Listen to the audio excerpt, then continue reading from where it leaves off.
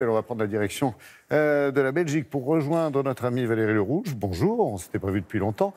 Pour notre rubrique Sans frontières, nous allons parler de recherche contre le cancer, car des scientifiques de Louvain, la ville de Louvain, viennent de mettre au point une puce qui pourrait bien améliorer finalement le diagnostic et surtout les thérapies. C'est ça, Valérie ?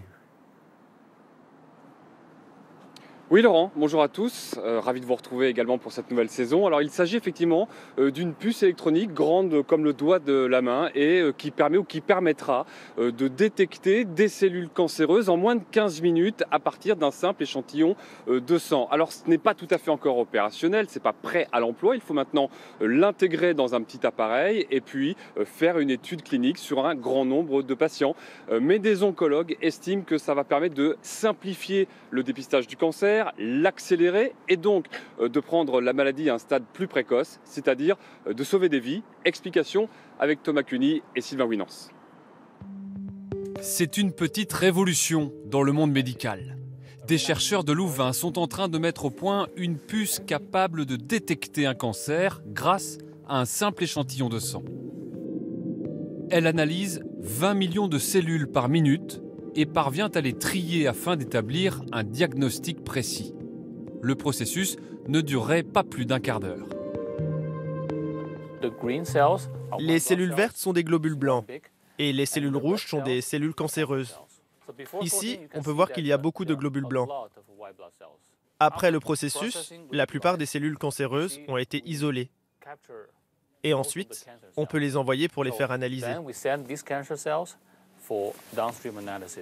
Les avantages sont aussi nombreux d'un point de vue pratique et économique. C'est une technologie plus petite qui remplacera les appareils volumineux dans les laboratoires. C'est plus facile à utiliser et ne nécessite pas de personnel hautement qualifié. Enfin, la production à grande échelle est possible car on utilise des micropuces faciles à fabriquer.